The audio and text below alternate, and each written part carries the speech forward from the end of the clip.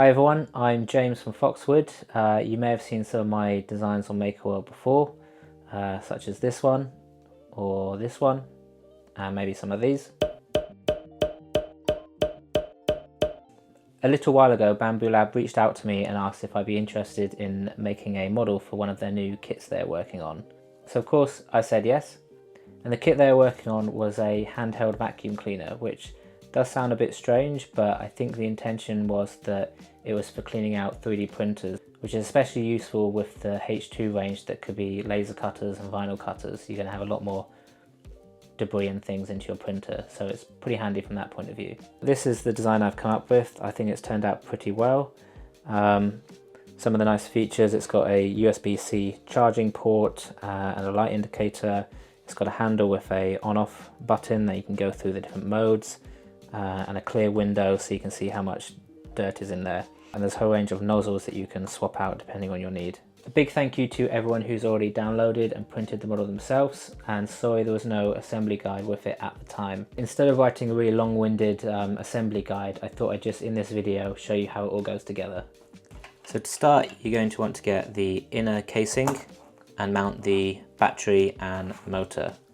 So the battery, you want to get this part that has the cutouts and align the battery so that this slot here is at the opposite side to this USB-C. So you want to mount it in like that.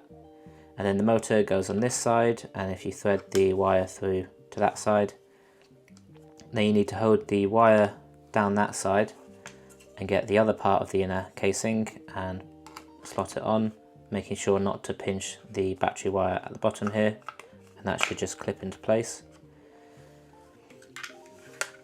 like that. And then you need to get the PCB, and I think it's easier to connect the wires at this point before you screw it down, because it can be a little tight to get the motor wire on. So connect the motor to one end and the battery to the other, and they're different connectors so you can't get it the wrong way around. And then you want to take your 4 screws and screw it down onto the casing.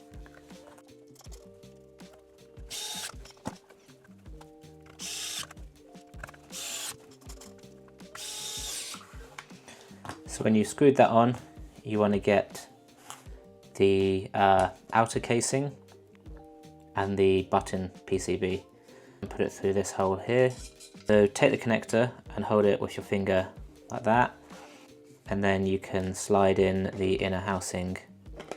There is a little groove on the back here that lines up with a groove on this side, so it should slide in that way. When you get to about here, before this connector disappears into the casing, you want to connect the switch like that, and then slide it all the way in like that. The next thing you're going to want to do is to assemble the handle. Slide this PCB through here, making sure not to grab the wire, and then screw in 3 screws on one side and 3 screws on the other side of the handle.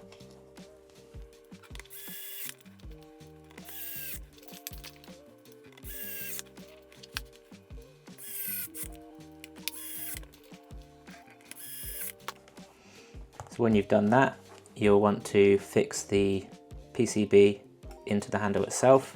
So again, take 4 screws and screw that in to position.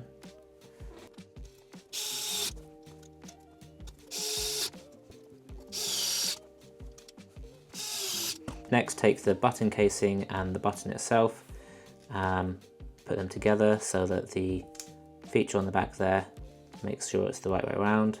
So then taking the vacuum and sort of pushing up into it is a bit easier so the button doesn't fall out of place. And then that's where it needs to go, and then use 2 screws to screw that in.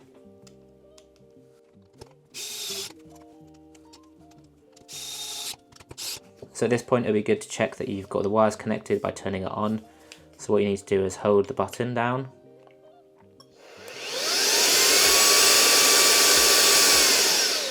then hold it down again to turn it off.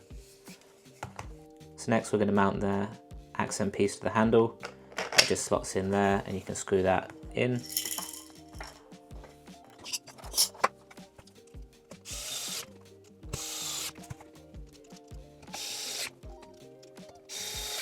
And then take the sort of end piece and that just screws on here.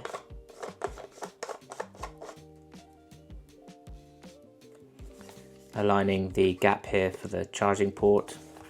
And then you want to take the sort of decorative cover, slide that on around the handle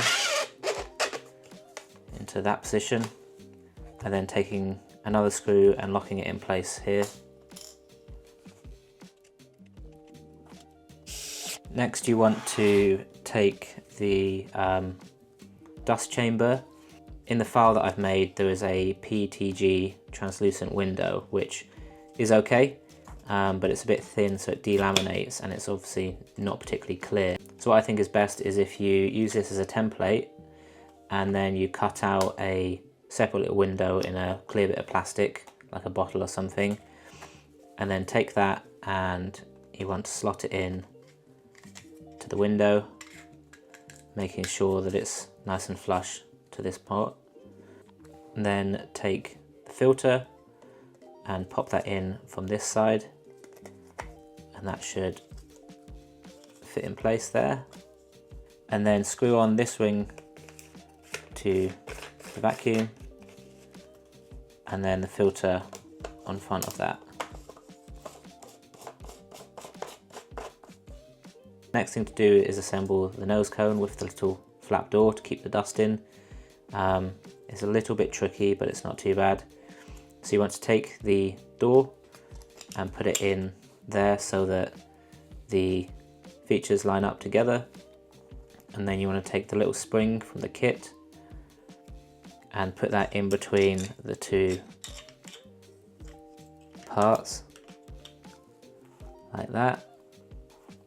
And then taking the printed pin, and then you slide that through these holes here, and you just need to kind of put your finger in there and hold the spring in place as you do that. And then that's ready to screw on the front.